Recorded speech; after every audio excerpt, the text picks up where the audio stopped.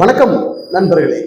அதிமுக தாவேக கூட்டணி உருவாகும் அப்படின்னு ஒரு பக்கம் சொல்றாங்க. இன்னொரு பக்கம் பாஜக அதிமுக கூட்டணியில தாவேகவுடைய தலைவர் விஜய் அவர்களை கொண்டு வருவதற்கு பாஜக பெரிய அளவுல ஸ்கெட்ச் பண்றாங்க அப்படிங்கிறதும் இன்னொரு பக்கம் போயிட்டு இருக்கு. இந்த சூழல்ல அதிமுக இருக்கக்கூடிய கற்பனன் ஒரு விஷயத்த சொல்லியிருக்கிறார். விஜய் அவர்களுக்கு 500 கோடி கொடுத்து திமுக கூப்பிடுது, கூட்டணிக்கு இழுக்கிறாங்க அப்படின்ற ஒரு கருத்தை வைக்கிறதுனால இது அந்த அளவுக்கு பெரிய ரியாக்ட் ஆகலை. காரணம் என்னன்னா, விஜய் அவர்கள் ஒரு படத்தை நடிச்சிட்டாலே 200 கோடி 300 கோடி இது பெரிய விஷயமே கிடையாது விஜய்க்கு. இது என்ன 5000 கோடி கொடுத்து கூப்பிடுறாங்களா இல்லை 10,000 கோடி கொடுத்து கூப்பிடுறாங்களா? அப்படி கிடையாது. 500 கோடி எல்லாம் பெரிய விஷயமே இல்லை விஜய்க்கு. அப்படிங்கிற சூழல்ல கருப்பண்ணன் பேசியிருக்கக்கூடிய அந்த பேச்சு எடப்பாடி பழனிசாமிக்கு ஒரு மிகப்பெரிய வருத்தத்தை கொடுக்குது. ஏன்பா கம்முனருங்க நம்ம வாயை வச்சுக்கிட்டு நீங்க பாட்டு ஏதாவது ஒரு கருத்தை போட்டுக்கிட்டே இருக்கிறீங்க. நான் நம்ம கட்சிக்கு நம்ம கூட்டணிக்கு விஜய் அவர்களை கூப்பிடுறதுக்காக பல்வேறு கட்டத்துல முயற்சி பண்ணிக்கிட்டே இருக்கிறேன், பல தோல்விகளை சந்திச்சுட்டே இருக்கிறேன். நீங்க பாட்டு இந்த மாதிரி தேவையில்லாம பேசிக்கிட்டே இருந்தீங்கன்னா விஜய் அவர்கள் வராம போயிட போறாரு, நீங்க கொஞ்சம் கம்முன்னு இருங்கப்பா, எதுவும் பேசாதீங்கப்பா அப்படிங்கிற டென்ஷன் எடப்பாடி பழனிசாமிக்கு இன்னைக்கு அதிக அளவுல இருக்கு. ஒரு பக்கம் பாஜக இன்னொரு பக்கம் விஜய்க்கு ஒரு அழுத்தமும் ஒரு ஆஃபரும் கொடுக்குறாங்க. என்ன அந்த அழுத்தம், என்ன அந்த ஆஃபர்? கூட்டணிக்கு வரணும், விஜய் அவர்கள் எங்க கூட்டணிக்கு வரணுங்கிறது அழுத்தம். நீங்க கூட்டணிக்கு வந்தீங்கன்னா மத்திய கேபினெட் அமைச்சர் பதவி நாங்க கொடுக்குறேன் அப்படிங்கிறது ஒரு ஆஃபர்.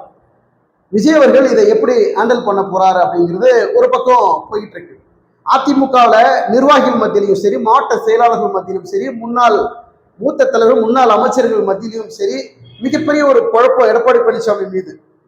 நம்ம முன்னாடியே இந்த விஷயத்தை கையில் எடுத்திருந்தா தமிழக வெற்றி கழகம் நம்மளோட கூட்டணி வச்சிருக்கோம், இன்னைக்கு பாஜக போய் நம்ம மாட்டிக்கிட்டு இருக்கிறோம், நம்ம என்ன பண்றதுன்னு தெரியல அப்படின்னு அதிமுக முன்னாள் அமைச்சர்களுக்கு எல்லாம் மிகப்பெரிய ஒரு வருத்தம். குறிப்பிட்ட முக்கிய புள்ளிகளுக்கு மட்டும்தான். சில முக்கிய புள்ளிகள் பாஜகவுடன் கூட்டணி இருக்கணுங்கிறதுல விருப்பத்திலையும் இருக்கிறாங்க அதிமுக, அது மாற்று கருத்துக்கு இடமில்லை. ஆனால் இங்க எடப்பாடி பழனிசாமியுடைய நெருக்கடியும் ஒரு குழப்பமான ஒரு சூழல் என்ன அப்படின்னா, நம்ம தலைமையில ஆட்சி அமைக்கணும், மீண்டும் நான் முதலமைச்சர் ஆகணும், அதுக்கு என்ன வழி, எந்த கூட்டணி எந்த கட்சி கூட்டணிக்குள்ளே நம்ம கொண்டு வந்தா நம்மளுடைய தலைமையை தக்க வச்சுக்கிறது, நம்ம முதல்வர் வேட்பாளர் முதலமைச்சர் அப்படிங்கிற அந்த இடத்தை எப்படி தக்க வச்சுக்கணும் அப்படிங்கிறத மிகப்பெரிய காய்நகரத்துல முன்னெடுக்கிறார் எடப்பாடி பழனிசாமி. ஆனால் அதற்கு முட்டுக்கட்டையாக ஒரு தடையாகவும் இருப்பது மாநில தலைவராக இருந்த அண்ணாமலை. கூட்டணி ஆட்சியெல்லாம் கிடையாதுங்க, பாஜக ஆட்சி தான் அப்படின்னு கொளுத்தி போட்ட அந்த பரபரப்பு இன்னும் அடங்கல. எடப்பாடி பழனிசாமி இந்த நேரத்துல அதிமுக கருப்பணன் அவர்கள் விஜய் பத்தி திமுக கூட்டணிக்கு விஜய் கொண்டு வருவதற்கு 500 கோடி கொடுத்து பேரம் பேசுறாங்க அப்படிங்கிற ஒரு கருத்தை முன்வைக்கிறதுனால இங்க ஒரு சலசலப்பு ஏற்படுது. அதிமுக தாவேக இணையுமான்னு பல்வேறு குரல்கள் எழுப்பி கொண்டிருக்கிறது. இணையும் அப்படிங்கிற ஒரு குரலும் இன்னொரு பக்கம் ஒலிக்குது. அதிமுக தாவேக இணைகின்ற போது பாமகவும் தேமுதிகவும் இணையும் அப்படின்னு ஒரு பக்கம் ஒரு பார்வை இருக்கு. ஆனால் இதற்கெல்லாம் ஒரு முட்டுக்கட்டை போடுகிறவர்களோ ஒரு தடையை போடுகிறவர்களை பாஜக பெரிய அளவுல ஸ்கெட்ச் பண்றாங்க. ஏன்னா ஒட்டுமொத்த தாவேகாவே கொண்டு வருவதற்கு பிளான் பண்றாங்க. அப்ப தாவேகா கொண்டு வந்துட்டா பாமக அதிமுக ஆல்ரெடி உள்ள இருக்கு, தேமுதிக, இப்படி ஒரு மெகா கூட்டணியை உருவாக்குவதற்கு பாஜக பெரிய அளவுல ஸ்கெட்ச் போடுறதை நம்மளால தெல்ல தெளிவாக பார்க்க முடிகிறது. இங்க கூட்டணி அப்படிங்கிற வருகிற போது முன்னாடி போன தேர்தலில் பார்த்தீங்கன்னா மக்கள் நல கூட்டணி விஜயகாந்த் தலைமையில மக்கள் நல கூட்டணியில கம்யூனிஸ்ட் கட்சிகள், விசிக, மதிமுக கட்சியெல்லாம் இணைந்தார்கள். அப்போ மிகப்பெரிய ஒரு சரிவை சந்தித்தார்கள். இப்போ அதே போல ஒரு மக்கள் நல கூட்டணி போல விஜய் தலைமையில ஒரு கூட்டணி அமைந்தால் அது மிகப்பெரிய ஒரு தோல்வியில முடியும் அப்படிங்கிற ஒரு மிகப்பெரிய விமர்சனம் அரசியல் வட்டாரத்துல இருக்கு. ஆனா மெகா கூட்டணி அமைக்கணும், அது மக்கள் நல முன்னாடி நடந்த மக்கள் நல கூட்டணி மாதிரி இருக்கக்கூடாது. விஜய் தலைமையில் மூன்றாவது கூட்டணி அமைந்தாலே அது மக்கள் நல கூட்டணி மாதிரி ஆகிவிடும் அப்படிங்கிற ஒரு பரபரப்பும் ஒரு விமர்சனமும் முக்கிய பொருளாக நம்மளால பார்க்க முடிகிறது. விஜய் அவர் எடுக்கக்கூடிய அந்த அரசியல் முன்னெடுப்பு இந்த தேர்தலில் தனக்கு என்ன மெஜாரிட்டி இருக்கு, என்ன பலம் இருக்கு, தொண்டர்கள், பொதுமக்கள், இளைஞர்கள் மத்தியில, மாணவர்கள் மத்தியில, குறிப்பா அவருடைய ரசிகர்கள் மத்தியில நமக்கு என்ன செல்வாக்கு இருக்குது அப்படிங்கிறத கணிசமாக கணிப்பதற்கு அவர் எடுக்கக்கூடிய அந்த சர்வே ரிப்போர்ட்டுகள்ல பெரிய அளவுல வாய்ப்புகள் இருக்கு அப்படிங்கிற ஒரு ரிப்போர்ட் விஜய்க்கு அவர்களுக்கு வந்திருக்கு. இந்த ரிப்போர்ட் அவங்களே எடுத்த ரிப்போர்ட், தனியார் நிறுவனங்கள்ல இருந்து எடுத்த ரிப்போர்ட் கூட விஜய்க்கு இந்த தேர்தலில் மிகப்பெரிய வாய்ப்பு இருக்குதுன்னு சொல்றாங்க. இதையெல்லாம் வைத்து பார்க்கின்ற போது ஒரு அரசியல் மாற்றம், ஆட்சி மாற்றம் ஏற்படும் 2026 அப்படிங்கிற ஒரு கருத்து கணிப்பு இருக்கின்ற சூழல்ல பாஜக விஜய் அவர்களை பாஜக கூட்டணிக்குள் இழுப்பதற்கு அப்படின்னா அழுத்தம் கொடுக்குறாங்களா, இல்ல கதவு ஜன்னல் எல்லாத்தையும் திறந்து வச்சு விஜயை வரவேற்க போறார்களா அப்படிங்கிறதெல்லாம் ஒரு பக்கம் இருந்தாலும் கூட, விஜய்க்கு எடுத்த உடனே மத்தியில மிகப்பெரிய பொறுப்பு கொடுக்கறதுக்கு பாஜக திட்டமிடுறாங்க. இதற்கு சம்மதிப்பாரா விஜய் அவர்கள் அப்படிங்கிற ஒரு பார்வை. இந்த இடத்துல எடப்பாடி பழனிசாமியும் நியூட்ரல் விட்டுறாங்க. நியூட்ரல்னா முதல்வர் வேட்பாளராகவும் இல்லை, முக்கிய கூட்டணி தலைமை தான் அவரு.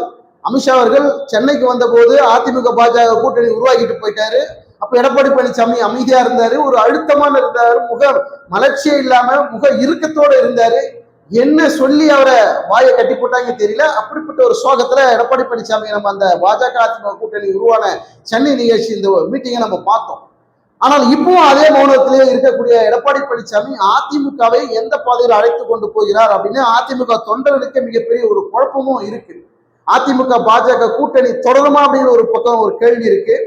தாவேகா அதிமுக பாஜக கூட்டணியில இணைக்கணுங்கிறது டெல்லி தலைமை விரும்புது. தமிழ்நாட்டில் பாஜக ஆட்சி அமைக்கணுங்கிறதுல அமித்ஷா பெரிய அளவில் ஸ்கெட்ச் போடுறாங்க. அதுக்கு உறுதுணையாக அண்ணாமலை செயல்படுறதை நம்மளால பார்க்க முடிகிறது. இப்படி திமுகவை வீழ்த்தணும் அப்படின்னா அனைத்து சக்திகளும் ஒன்று திரளணும், ஒன்றிணையணும் அப்படிங்கிற மிகப்பெரிய ஒருமித்த குரலோட திமுகவை வீழ்த்தணுங்கிறது மற்ற கட்சிகள், அதாவது கூட்டணி திமுக கூட்டணி இருக்கக்கூடிய கட்சிகளை தவிர இப்ப வெளியில் இருக்கக்கூடிய மற்ற கட்சிகள் அனைத்துமே திமுகவுக்கு எதிரான மனப்பான்மையில் இருக்கிறவர்கள் தான். அப்ப இவர்களெல்லாம் ஓரணியில திரளணும் அப்படிங்கிறது டெல்லி தலைமையினுடைய மாபெரும் ஸ்கெட்ச். இதற்கு வித்தாக அண்ணாமலையை களத்துல இறக்கி நீங்க பேசுங்க, உங்களுடைய வேலையை காட்டுங்க. ஆனா அவர் வேலையை காட்டுறாருன்னு பார்த்து எடப்பாடி பழனிசாமி நெருக்கடி கொடுக்குறாரு அண்ணாமலை. இதனால மனம் உடைந்து போய் அண்ணாமலை பேசுற பேச்சுக்கு எடப்பாடி பழனிசாமி மௌனமா இருக்கிறதுக்கு காரணமா இல்ல வருத்தமா இருக்கிறாரா அப்படிங்கிறது மிகப்பெரிய கேள்வியாக இருக்கிறது.